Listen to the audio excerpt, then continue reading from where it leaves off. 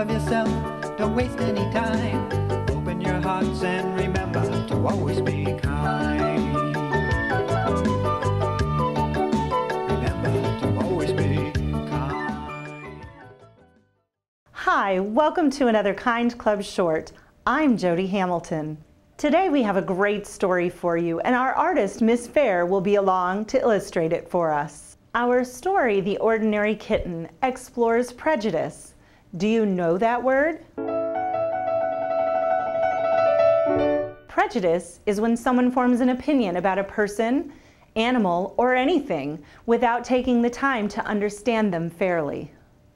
As you're listening, see if you can find the answers to these 3 questions. Who is the main character? What is the problem that needs to be solved? And what is the solution that solves the problem?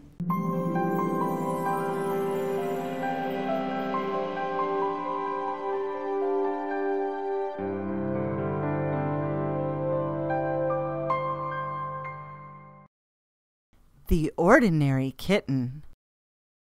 Excitement rose to an all-time high in the kitten room at the Pick Me Please Animal Shelter as the clock's big hand slowly reached toward noon. The shelter doors open at noon. The shelter doors open to let in people, and people adopt kittens. The kitten room was full of kittens of every color, size, and personality. Little Thomas was a 2-month-old orange short-haired boy who never sat still. Darla was an older kitten with long, fluffy white coat and wise beyond her years. Bear was an all-black male with a beautiful, long, silky coat. He thought himself the most handsome of all the kittens. Some of the kittens ran and chased and played. Others chose to curl up in a corner or on a shelf and just watch the activity. Some spit and hissed over toys they didn't want to share, while others purred with affection. The people waiting to adopt definitely had a variety of kittens to choose from that day. Suddenly, the big window at the front of the kitten room was full of faces, pointing, fingers, and muffling oohing and eyeing sounds, for adopting a family pet is always exciting. "I don't need any peoples," Thomas scoffed as he strutted by Darla with his tail held high. "Well, you won't have any peoples if you don't clean off that little something stuck underneath your tail," scolded Darla. The first guests in the kitten room sat quietly and let the kittens come to them as instructed by the adoption counselor. Sitting cross-legged on the floor, the little girl squealed with delight as the kittens stretched their little noses toward her with interest. Mom, sitting on a chair, was a little startled when a brown tiger shorthair jumped onto her shoulders from the windowsill. She laughed as the kitten pushed its little round face into her hair, snuggled against her neck, and began purring. "Oh, look, kids, I think I've been chosen by—" Mom twisted around to read the kitten's name on his neckband. "Percy!" "That's a sissy's name," Jace hollered. "I bet he'd be afraid of everything. I want a brave pet."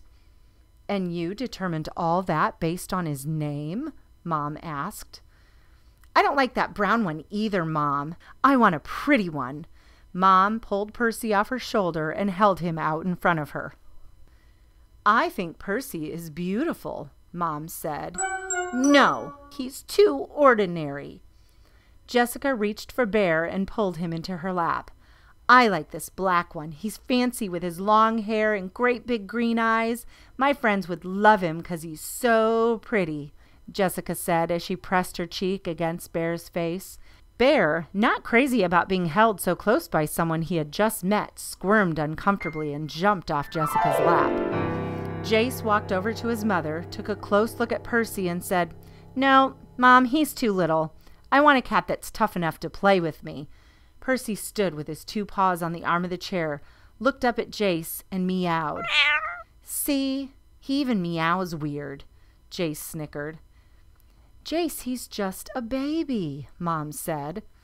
Mom asked that since their dad was bigger than her, did it mean that she was not as tough or as smart as their dad?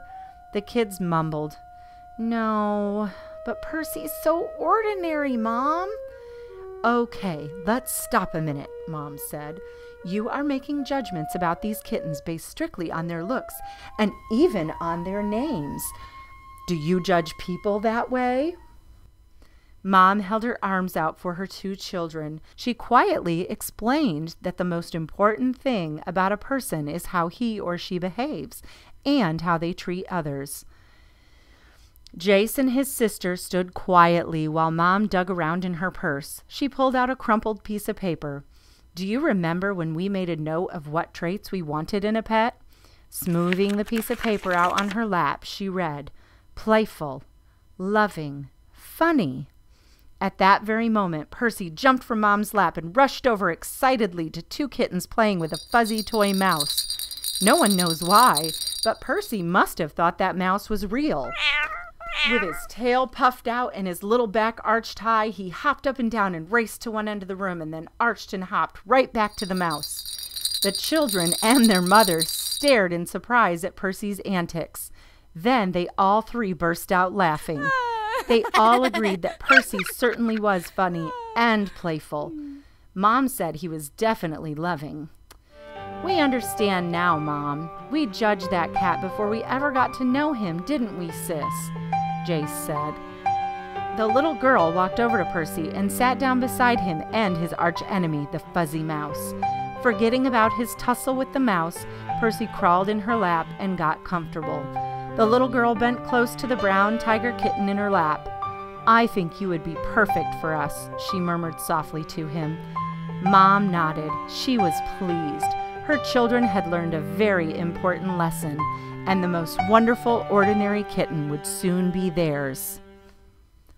I hope you enjoyed the story. Were you able to determine who is the main character? If you guessed Percy, the ordinary kitten, you're right. What was the problem that needed to be solved?